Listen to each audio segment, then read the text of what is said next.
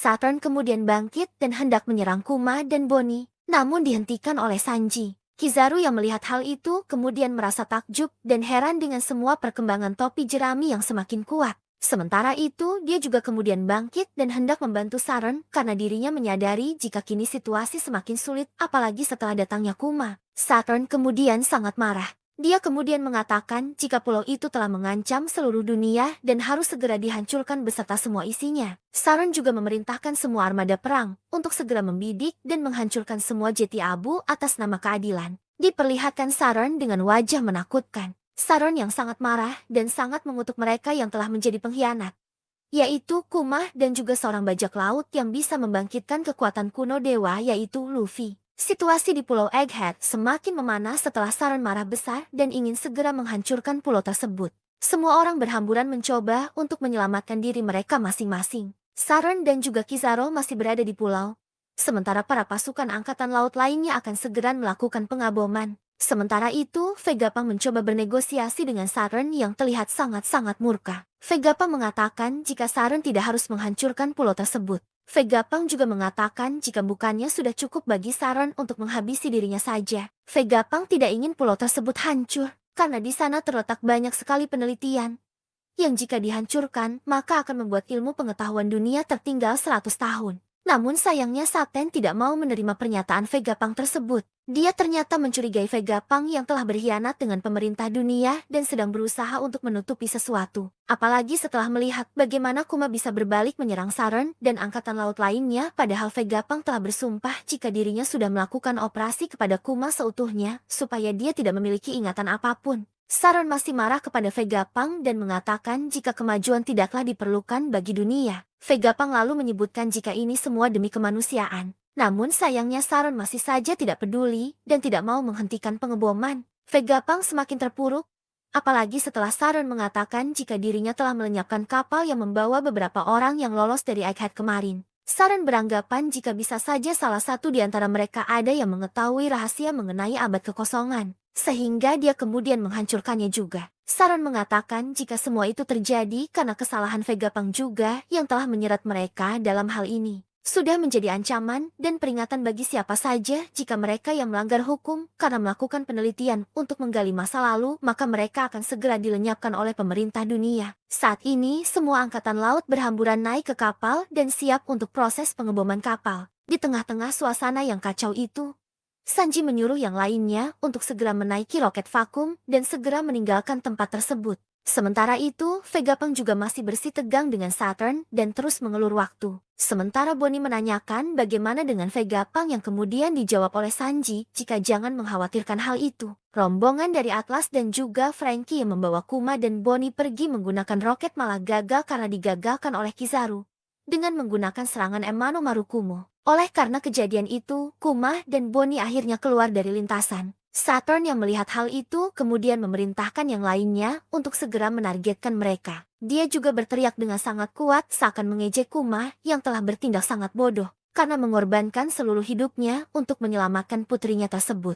Vegapunk yang melihat hal itu hanya bisa mengatakan dalam hatinya jika setelah dirinya mendengar jika Bonnie telah menjadi bajak laut.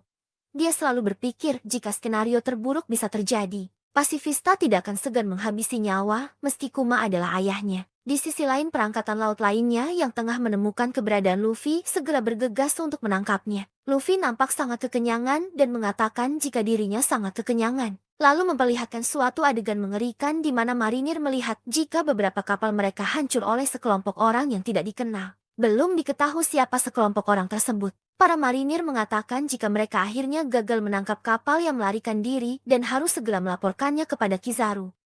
Ada sebuah kapal yang mencoba mampir ke pulau masa depan dengan menghancurkan beberapa kapal marinir dengan maksud yang belum jelas. Di kapal besar tersebut ada sedikit percakapan yang disampaikan. Itu benar-benar terjadi persis seperti yang kita lihat di koran. Sementara di tempat Luffy berada, saat ini sedang dikepung oleh pasukan angkatan laut di making machine yang perutnya besar karena sangat banyak memakan makanan. Para marinir ini kebingungan melihat dia dan ada beberapa yang bilang dia langsung mencerna semua makanan itu. Kita bisa dimakan juga kalau kita terlalu dekat. Jadi dia ternyata bukan manusia. Namun tiba-tiba saja terjadi sebuah ledakan di dekat mereka. Mereka kebingungan. Mereka berkata, Awas kalian nanti akan ikut terbakar api juga. Percuma saja kita tak bisa tetap di pulau ini.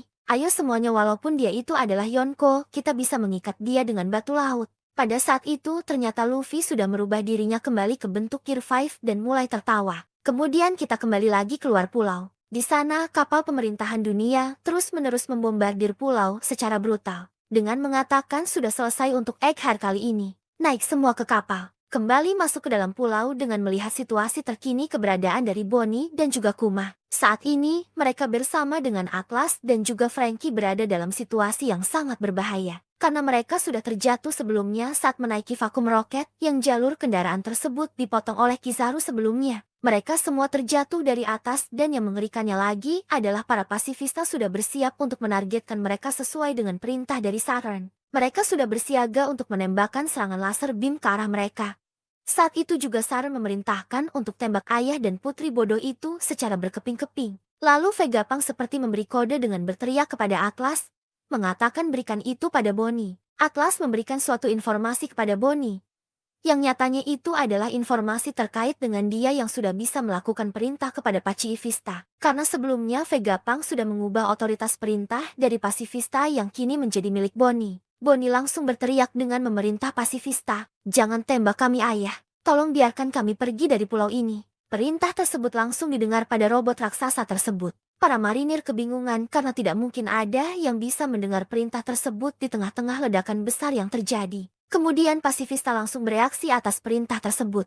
Mereka berbalik arah dan malah sekarang menyerang pasukan marinir yang berada di dekatnya. Laser beam itu mengarah ke mereka dan jajaran pasukan marinir beserta dengan 3 buah kapal milik mereka hancur terkena ledakan. Dari sanalah semua pasifista mulai menggila dengan meledakkan satu persatu kapal beserta dengan pasukan yang dihancur leburkan. Ternyata Vegapunk sendiri sudah menyiapkan rencana ini untuk memberikan otoritas tertinggi pada Bonnie melebihi Gorosei untuk memerintah pasifista. Dia bilang, aku hanya punya satu ketakutan. Itu adalah jika Bonnie terbunuh oleh ayah yang begitu mencintainya. Kuma, aku tak bisa membiarkan kau menyakiti putri yang begitu kau sayangi. Aku tak bisa biarkan tragedi itu terjadi. Itu sebabnya aku membuat pasifista seperti Kuma. Aku memprogram individualitasnya pada tiap masing-masing unit mereka. Bahkan walau kekuasaan terhebat dunia memberinya perintah. Misalnya untuk memusuhi seluruh dunia. Bonnie, Kuma pasti akan selalu menjadi ayahmu. Walaupun permintaanku ini begitu egois. Aku memintanya untuk memahaminya. Tapi aku penasaran apa yang akan terjadi selanjutnya jika aku melakukan hal seperti ini.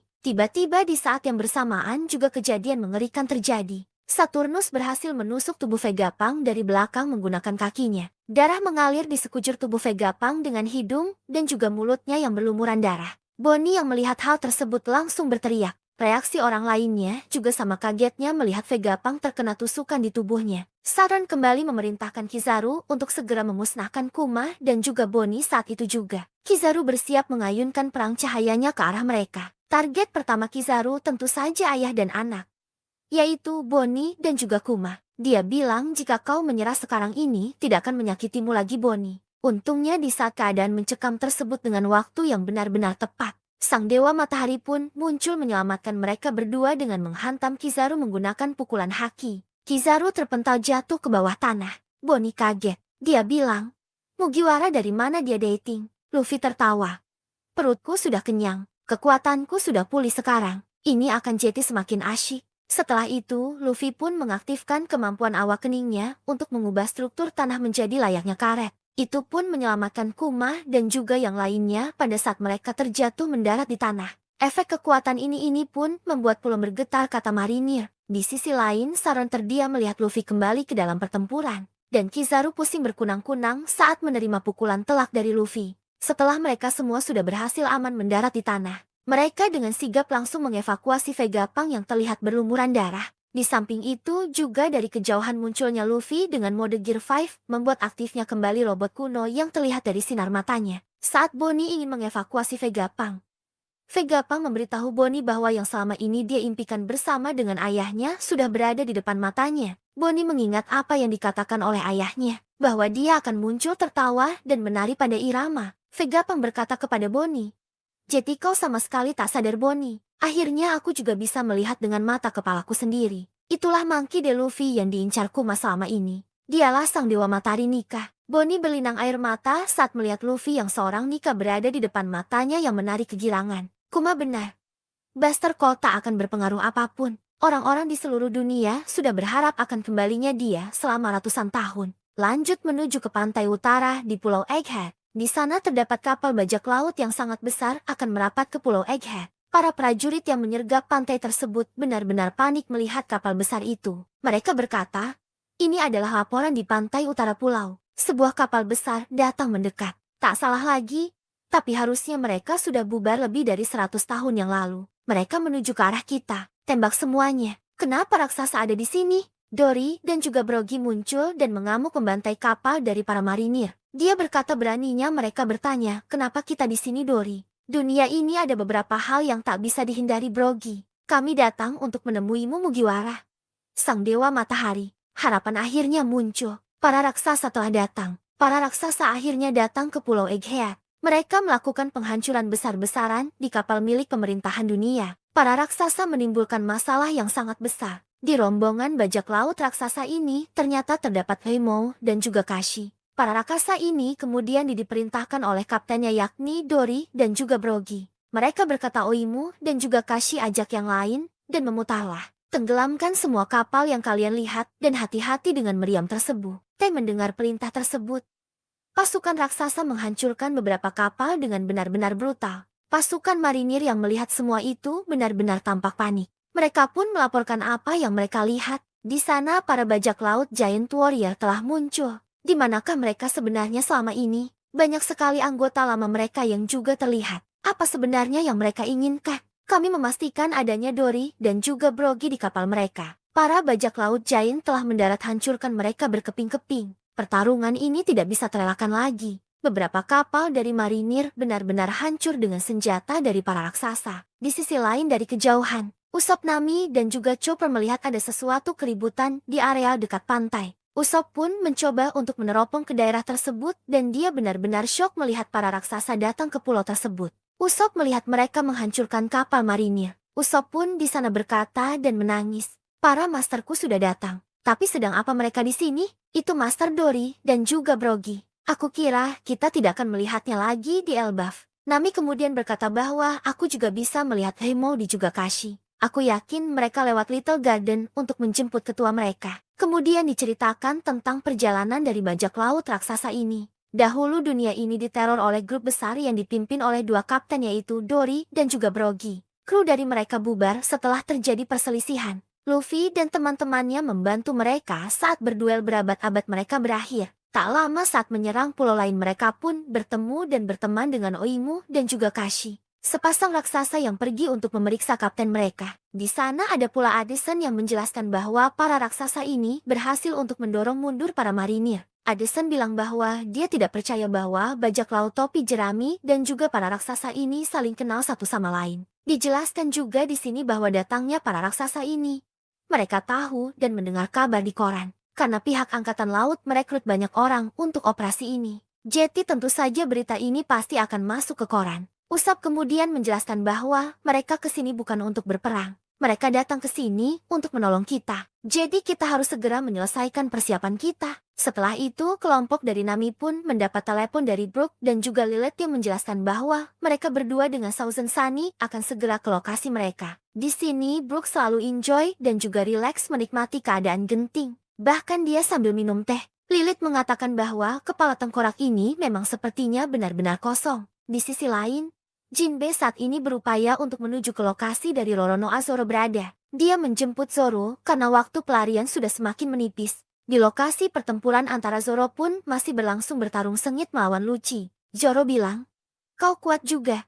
Tapi aku sedang buru-buru. Waktunya kita menyelesaikan ini. Lucci menjawabnya, hanya yang menang yang bisa berbicara begitu Roronoa. Krumu menunggumu bukan? Kalau begini kau hanyalah jeti beban. Kru bodohmu itu tak akan bisa selamat jika mereka tak rela mengorbankan tangan demi tubuhnya. Jetty menyerah sekarang akan lebih membantu mereka. Menunggu untuk songgok mayat itu juga percuma. Zoro pun menjawabnya. Kau bicara seperti kau yang mengendalikan pertarungan ini. Beralih ke pantai timur di Egghead. Para pasifista yang diperintahkan oleh Bonnie terus mengamuk menghancurkan beberapa kapal perang dari marinir. Dilaporkan bahwa sekitar 30 dari kapal kecil dan sedang sudah tenggelam. Yang lebih mengerikannya lagi, pasifista tak henti-hentinya untuk menyerang menggunakan lasernya. Kemudian ada sosok wakil admiral dengan dagu yang banyak, yang bernama Red King. Dia memerintahkan para pasukan untuk menarik mundur kapal yang kecil dan memajukan formasi kapal perang. Para marinir tentu tidak tinggal diam.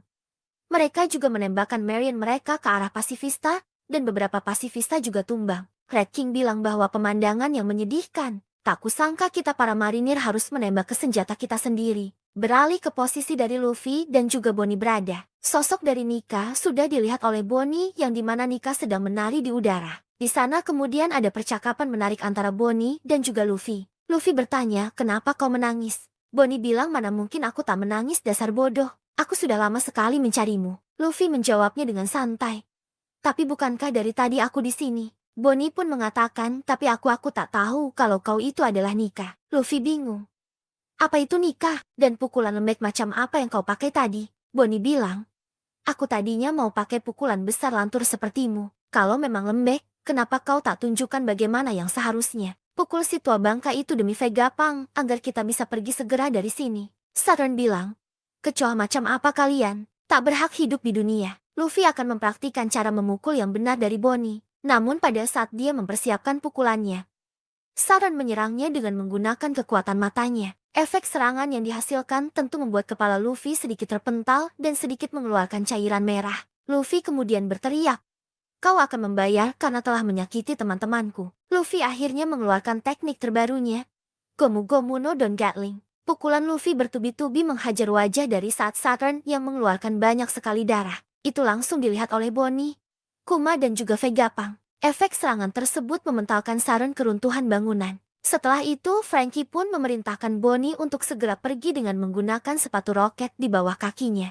yang fungsinya harusnya masih bisa bekerja jika kita masih di dalam pulau. Bonnie kemudian mengajak Vegapunk pergi, namun di sana sang profesor itu menolak. Vegapunk bilang, pergilah tanpa aku Bonnie. Sudah lama aku menjadi dokter. Aku tahu kapan waktuku. Dan pada saat perbincangan masih berlanjut, tiba-tiba saja di dekat dari mereka Kizaru bersiap menghunuskan cahayanya ke arah dari Bonnie dan juga Vegapunk. Kizaru bilang, bagaimanapun hidupmu berakhir dan inilah caranya. Namun Sanji berhasil menahan serangan laser cahaya milik Kizaru menggunakan teknik kaki. Kakinya seperti barrier yang menghancurkan laser tersebut.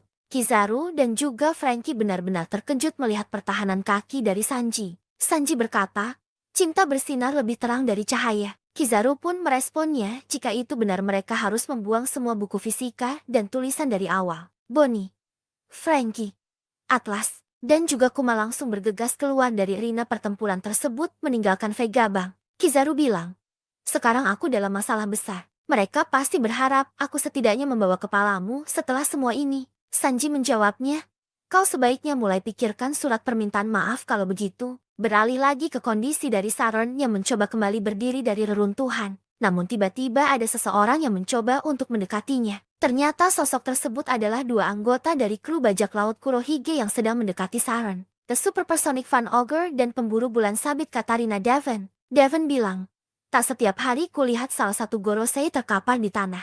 Wah, lihat dirimu. Kekuatan lezat macam apa yang kau punya? Tak kusangka seorang Gorosei akan turun dan menemui kami. Itu belum pernah terjadi sebelumnya. Tapi itu membuat pekerjaan kami jauh jadi lebih mudah. Devon pun kemudian menyentuh kaki Saturn dan berkata, misi selesai. Saturn bertanya kepada mereka, ada urusan apa kalian ke sini? Katarina Devon, aku terkejut seorang burunan level 6 September Timu memilih hidup sebagai seorang anak buah. Devon berkata, Teach itu spesial. Saturn pun bilang, maksudmu garis keturunannya ya? Devon berkata, jadi kau sudah tahu. Saturn kembali bertanya, apa yang kau rencanakan dan incar kali ini? Apa yang menjadi tujuan dari kalian? Ogre berkata, dunia. Saturn langsung dengan marah menyerang Devon. Namun serangan tersebut mampu diantisipasi oleh Ogre yang menggunakan kemampuan dari buah iblisnya. Dan setelah hal tersebut, mereka berdua meninggalkan tempat tersebut begitu saja. Devon dan juga Ogre sudah berteleportasi ke tempat lain dan berupaya untuk meninggalkan Egghead.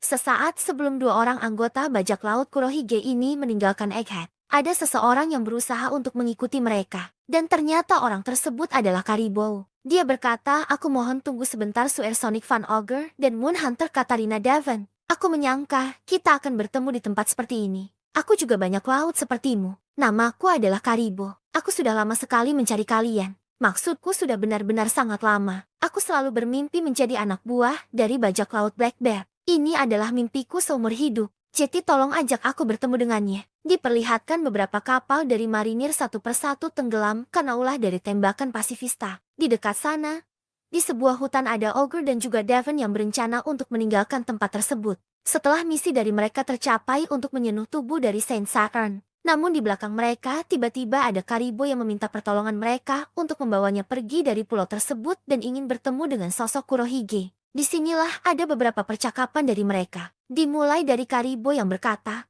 "Kumohon tunggulah sebentar." Devon dan juga Ogre mempertanyakan pernyataan dari Karibo tersebut. Siapa dia sebenarnya? Kau mungkin seorang banak laut, tapi ini adalah pulau milik pemerintah. Dan ada banyak orang yang mengincar nyawa kapten kami. Karibo kembali meyakinkan dua anggota bajak laut Teach ini agar tetap mengajaknya keluar dari sana. Dia bilang, "Kau salah paham. Kumohon percayalah padaku. Jika kalian menghabisi nyawaku di sini, Kapten Teach juga akan menghabisi nyawa kalian." Lalu Ogre bertanya, apa alasan dari Karibo ingin bertemu dengan kaptennya? Karibo pun menjawabnya, "Karena aku punya informasi yang sangat berharga. Informasi yang sangat sulit untuk didapatkan. Informasinya adalah tentang senjata kuno yang memiliki nama para dewa. Pertama adalah kekuatan aneh Putri Shirahoshi dari Pulau Manusia Ikan yang dikenal sebagai Poseidon. Kemudian Pluton yang berada di dasar Wano. Di dunia ini, orang-orang yang mengetahui keberadaan kedua hal itu hanyalah topi jerami dan juga tentunya aku. Jika kalian membawaku ke kapten kalian, aku akan menyerahkan informasi itu secara cuma-cuma. Aku yakin dia akan senang. Jadi bawa aku bersama kalian. Aku tahu aku akan bisa berguna saat ini." Setelah mendengar ocehan dari Karibo ini, mereka berdua pun tampaknya berpikir, namun belum menentukan keputusan apakah akan mengajak si lumpur ini pergi bersama dengan mereka. Kemudian kita lanjut ke dalam pertempuran di Pulau Egghead. Marinir masih berupaya untuk menembakkan mari mereka ke arah dari pulau untuk memastikan bahwa pulau itu benar-benar akan hancur. Namun tak semudah yang dibayangkan. Beberapa dari robot buatan Vegapunk berjenis pasifista Mach ketiga benar-benar menjadi lawan yang berat bagi mereka. Gelembung pertahanan atau yang sebut sebagai Babel Shield membalikan tembakan meriam yang justru mengarah ke kapal dari mereka sendiri. Itu pun menyebabkan kerugian besar dari para marinir ini. Mereka di sana berteriak, menjauh dari pantai. "Kita harus berhenti menembaki pasifista." Perisai gelembung itu, aku tak pernah menduga kita akan mempelajari tentang kekuatan senjata ilmu pengetahuan dengan cara seperti ini. Secara membabi buta pasifista merusak segala fasilitas dari pemerintahan dunia berkat perintah otoritas dari Bonnie. Kemudian setelah itu, ada beberapa wakil laksaman yang mencoba memberikan perintah kepada bawahannya. Di sini wakil laksamana Bluegrass berkata, "Ini benar-benar menyebalkan. Kita sendiri yang akan rugi jika kita menghancurkan senjata tersebut." Dilanjutkan dengan wakil laksamana Hound. "Ini mungkin belum pernah terjadi. Tapi apakah bisa jika kita menghentikan Basterkalnya untuk saat ini?" Kemudian ada juga wakil laksamana bernama Guillotine yang berkata, "Vegapunk sendiri kan yang telah memberikan chip otoritas untuk memerintah pasifista kepada pajak laut itu kan. Jadi kita tidak mungkin bisa menghentikannya." Sadar bahwa semua ini adalah ulah dari pasifista, yang dimana itu diperintahkan langsung oleh otoritas utamanya yaitu Bonnie. Maka dari itulah salah satu wakil admiral yakni Doberman menginstruksikan kepada rekan-rekannya setelah ini tidak diragukan lagi kalau dia adalah seorang pengkhianat. Fokus kita sekarang untuk mengembalikan pasifista ke pihak kita kembali. Itu berarti kita harus menyingkirkan Bonnie. Seluruh wakil laksama yang ada, segera tinggalkan pos kalian dan pergi memburunya sekarang juga. Rute pelariannya saat ini dari pusat Fabrio Face akan membawanya ke pantai timur laut. Kita harus melenyapkannya secepat mungkin.